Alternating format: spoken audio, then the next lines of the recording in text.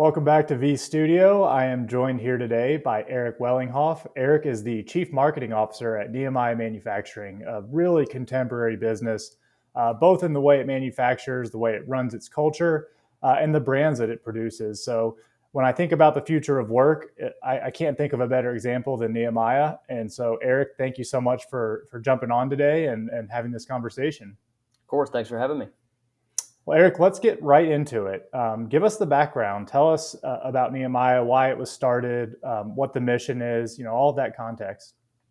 Perfect. So Nehemiah Manufacturing is located in Cincinnati, Ohio. We're in the urban core here, and we have the mission of building brands to create jobs and change lives here in the inner city of Cincinnati and now broader across our region and across the U.S. We're a 13-year-old company, and we got founded actually with a partnership with Procter & Gamble here in Cincinnati. Their corporate HQ is about 2 miles from us, with the idea of really just running one business. At the time, it was a brand called Can Do, which is a toddler line of products. And the whole idea was bringing light-duty manufacturing to the urban core of Cincinnati, was how we got founded. Fast forward 13 years later, we now have over 200 employees and have really transformed our hiring model. It was originally all about just light duty manufacturing, the urban core, so folks could walk to work, et cetera. And partnering with job placement agencies, very early on, we were asked, would you hire somebody with a felony record? And really it was, a step back, because typically, there's some interviewing and you check the box, do you have a felony? Do you, work history, et cetera. And we said, why not? We'll give it a try. This is what we wanted to do, because the social service agencies did not want to get people job ready and then have doors closed in their face. Because believe it or not, today 1 in 5 to 1 in 6 people in the United States have a felony on their record. It's a massive underserved market for our economy, and also speaks to the mass incarceration issue we have here in the United States. But what we found over time, after we kind of perfected the model, we brought in-house social work, we gave wraparound services. We found those who had a history of drug and alcohol abuse or a felony on their record to be the hardest working, most loyal, amazing employees that we've ever seen. So now we almost exclusively hire people with a felony record, work directly with many social service agencies, and are just laser focused on that. It's just been wonders for our business. We are a for-profit company. That's what we always like to tell folks is that, we're not a social service. We're a for-profit company. We compete head to head every day with a lot of large CPG manufacturers. We've now grown our brand portfolio. We manage over 100 different SKUs in a variety of different cleaning and baby care categories. So, but that's a quick overview.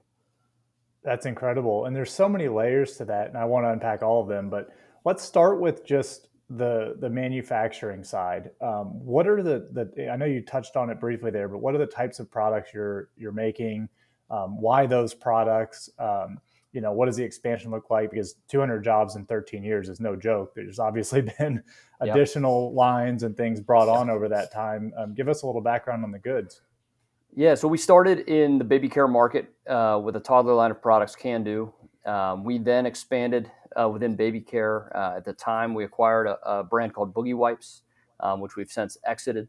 But then we really, our core competency is really working with Procter & Gamble as a trademark licensee. So now we manage trademark licenses under the Tide brand, the Downy brand, the Febreze brand, the Dreft brand. But really the two verticals we're in are baby and toddler care and household cleaning are our two verticals. And really, it just happens to be where the relationships are, and they require very similar types of manufacturing process. Our largest brand is a product called Tide Washing Machine Cleaner. So really, it's a way to clean the dirt and grime and gunk out of your washing machine. We're kind of on a mission to tell folks that if you change the oil in your car, you need to make sure you clean your washing machine once a month. So, but that's it. And the other thing that we've got into recently in the past, I would say 5 years, is e-commerce.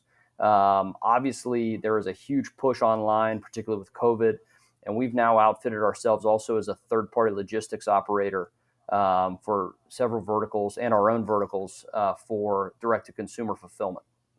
So really, our business model, we do have, so our leadership is all big CPG brand builders with a passion for the mission we have. But our whole point of view is we want to add value primarily to larger companies, and we want to do the hustle work that maybe other companies can't do because our human capital, our employees are the lifeblood of what we do. So we just don't think there's any shortage of work that needs to happen.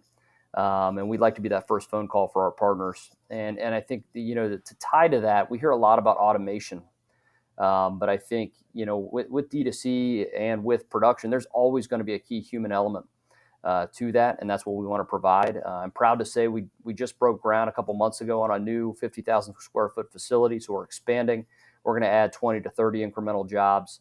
But with that, the key for us is it's not, we do want to continue to grow. We are focused on double-digit growth every year, but we've also founded a nonprofit arm that helps to teach other companies how to do this. We're at 200, just in Hamilton County, Ohio, where we're based. 2,500 individuals return from prison or jail every year, and we just can't hire them all. So we're really focused on teaching those business practices to others so they can benefit not only their companies but the community as well. That's amazing. And for people watching, if you're not familiar with Procter & Gamble, they're a giant company that's behind a lot of the brands you probably use every day, like Tide. And so it's great that you have them in your backyard, so you have kind of a built-in customer base. But what I love most about the background on Nehemiah that you provided is so many layers of contrarian operations. What I mean by that is you're manufacturing at the US in a time when, and this is 13 years ago too, that it started, when everything was moving offshore. You're hiring people when everybody's saying there's no good people to find. You're doing things on a personal level when everybody's saying automation is going to, make these jobs obsolete, especially in e-commerce and fulfillment and things like that. Culturally, are you just contrarians by nature, or do you just see this as better business practice? I think it's the latter. We see it as better business practice. Now, again, for me, I spent 10 years at Procter & Gamble, and I used to always tell myself every day, I love what I'm doing from my career standpoint, but I always was seeking to find the energy to give back because I felt a personal calling to that, in my kind of spare time. So when I found the Nehemiah model, I feel like I could have my cake and eat it too. I can both be, kind of business savvy, grow my career, grow a business, but also give back at the same time. And believe it or not, any study you read shows that today's workforce finds that empowering, and it's changed our lives. So, our founders, that was key to their DNA. So I've said anything, it's not being contrarian, it's being mission focused. And that mission has just turned out to be incredible for business. And it's really exceeded our expectations. But it really goes down to finding underutilized opportunities. And unfortunately today, people with a past and that are hard to hire is a really untapped, amazing workforce. I mean, my favorite stories are the ones where we've taken people that maybe never had a job before, been out of the workforce for 15, 20 years, maybe don't have a college degree, maybe got some education while incarcerated, but are just amazing, smart individuals and have so much more to give to society. And really that's it. We've uncovered really an untapped resource, just like any other resource. And we're just thriving because of that. I love that. And I love that you're setting a template for other people, because even if you're not a not-for-profit, meaning you're a for-profit business, you're proving that you can do well by doing good, that the two things aren't at odds with one another. And I think that's fantastic, because it's pretty well understood, I think, at this point, that we do have a huge mass incarceration issue in this country, and that we don't have the most elegant transitions from incarceration back into the private life. So it seems that you've created a model that benefits all stakeholders, the business, the employees, the community. Talk to me a little bit about how you evangelize that, because right now, top of mind, I don't have to tell you, is this great resignation. I can't find people. There's nobody that wants to work. That's all you read in the headlines. Seems like finding people hasn't been a challenge for you. So how do you get that out? Because you're not trying to hire, somebody that's coming out of incarceration on the West Coast necessarily, but I'm sure you would love for businesses in other regions to adopt the model.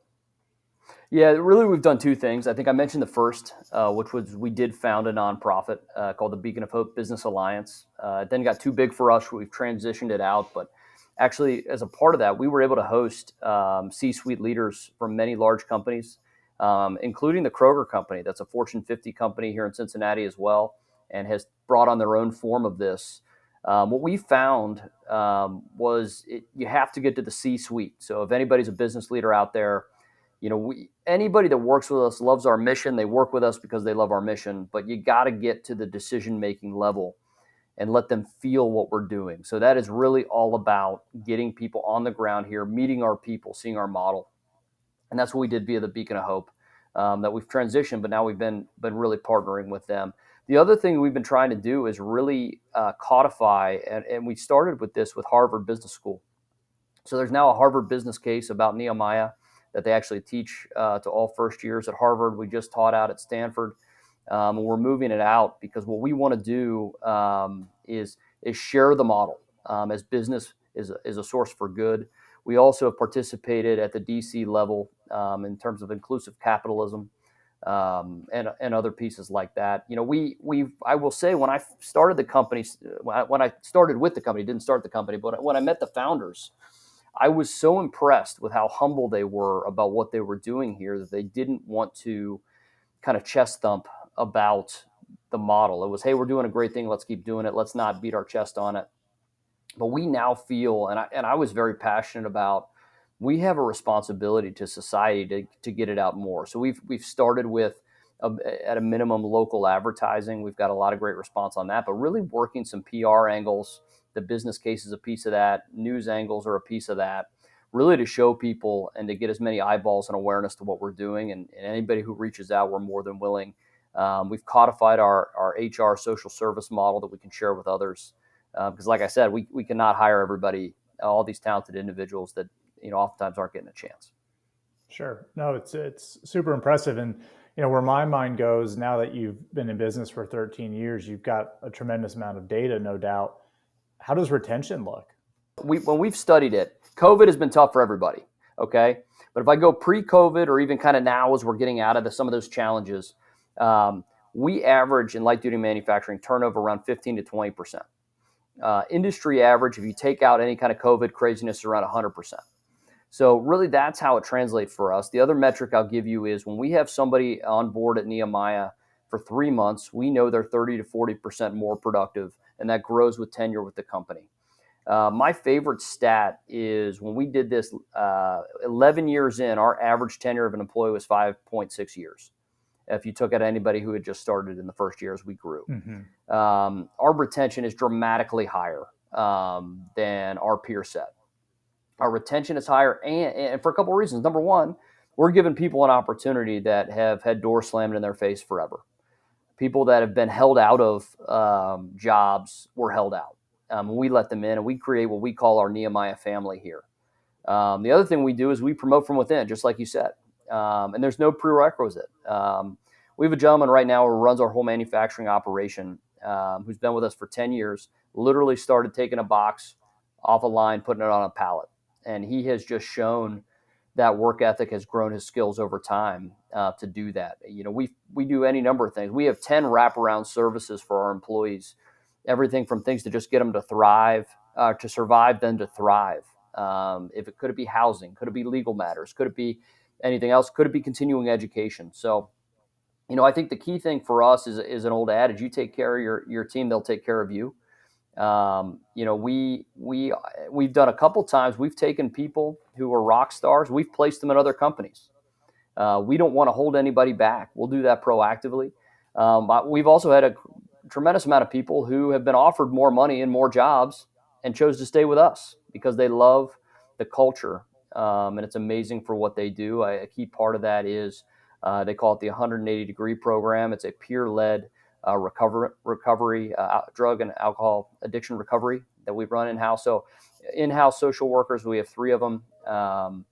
So I think, again, our retention is crazy low, but it's all about we started, we'll try anything. That's why we have 10 pillars of wraparound support now. And I think the ignorance a lot of people have is, well, I've offered somebody a second chance. They didn't work out. Well, did you set them up for success? And our key here is we treat individuals like family. And we've over 13 years figured out that transportation is critical. childcare is critical, healthcare is critical. So how do we provide those wraparound services? I think back to my time at Procter, and I spent some time out in Silicon Valley. It was all about, do you have chefs in your kitchen? Do you have snacks? Do you have all things that HR departments, thought were cool at the time before Hmm. everybody's working from home? And, it was all about just the research on what met our family members' needs. And we fill those needs. And by design, they do great work for us, and they want to build a career here. So, and that's Yeah. it. There's no cap to how far somebody with a felony can go here at Nehemiah. And my favorite stories are the ones where people get promoted 10 times. We now have several individuals working in our office staff, you know, and more than administrative leadership roles that may have had a felony record, and nobody knows, nobody cares. They're just adding value, so we reward them. Yeah, I mean, and I have to imagine too that for a lot of folks, if it is a second chance, it's I'm going to bust my hump to make the most out of Yeah, this second chance, and so there's some built-in motivation. But what I really love about this conversation is that I don't want to discount that COVID and the labor market and all of these headwinds have not been challenging for companies, because I think there are real, economic, environmental factors that go into hiring. But what you're really saying is that if you're creative, if you're committed, you're setting people up for success, you can make it a really attractive place to work, give people opportunities, give them the training, give them the wraparound services. And it doesn't sound like you're having any difficulty filling the roles that you have open. In fact, you're saying I have to give, I have to, yeah, source. So, I think that's a really important message right now, because it can be kind of a lazy argument to just say, I can't get good people. And it's like, well, what are you doing as a business to attract people in a creative way? And then once you get them in, set them up for success, make sure that they have meaningful things to work on, that they're being challenged, that they're needs and wants are taken care of outside of the organization. So it's really inspiring, because I do think when people are plentiful and labor is less expensive and all of those headwinds yeah, are actually tailwinds, um, you don't have to think about those things. Like you said, it's snacks, it's ping pong tables, it's kind of the yeah, exactly. vanity things. And so I really do love that you all are going deep and being so intentional in the hiring. And that's just a great message, I think, for businesses across the board right now, whether you're in manufacturing or you're in tech or you're in anything. It's how are we being creative about the people we bring in that, okay, maybe they on paper aren't the ideal candidate day one. How do we help them become the ideal candidate on day 300? Yeah, and Kudos to you all for that. yeah, and if I can, there's two things. I mean, it's challenge your paradigm. Challenge your paradigm on who you would hire, but also listen to your staff. One of the things that impressed me the most is our CEO and founder will have one-on-ones with entry-level people, and he'll tick them off. He'll go through all 200 people in a year and meet with them one-on-one and figure out, what are your goals, what are your dreams, what's it going to take for you to be successful. And when you amalgamize that data, it's incredibly powerful.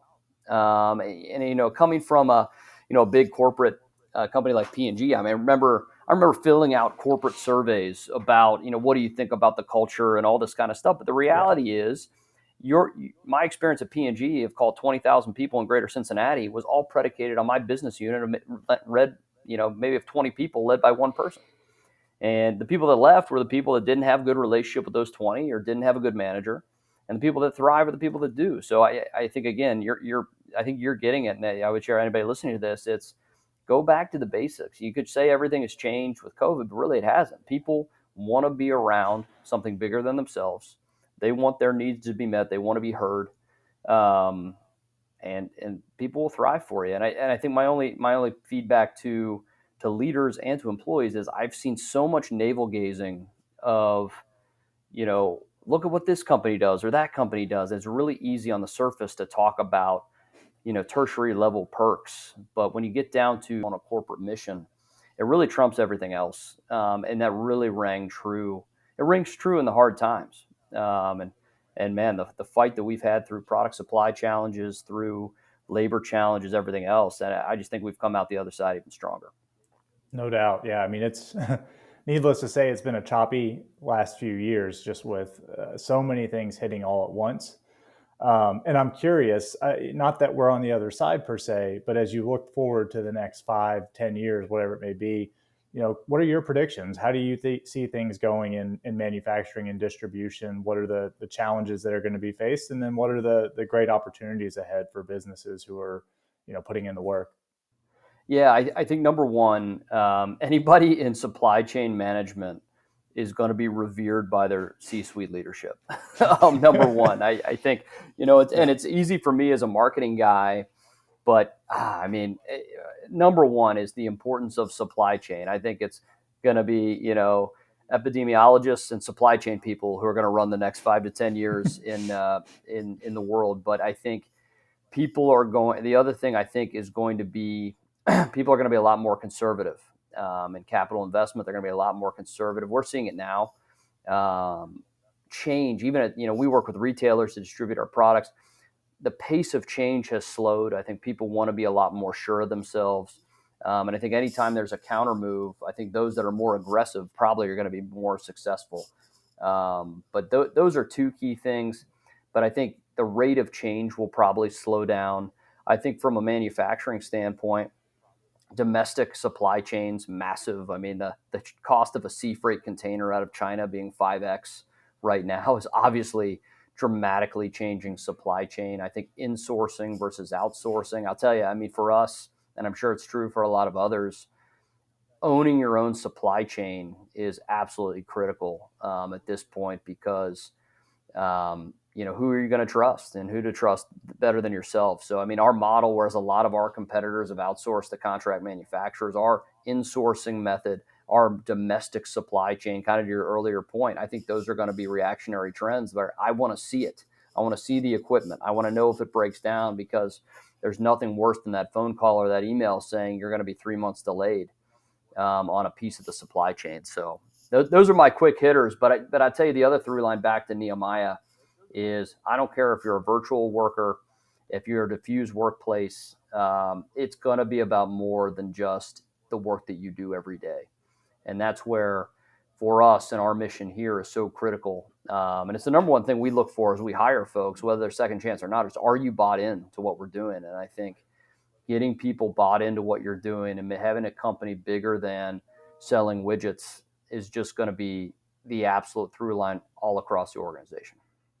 Eric, man, you've got me inspired. You got me all fired up. This is this is exciting, and I'm grateful for your time today, and happy to put a message like this out in the world because, like I said, every headline is more negative and can't find people, and people are leaving more than ever, and it's amazing to see a real life case study of that just not being the case. So, thank you for coming on and sharing this message.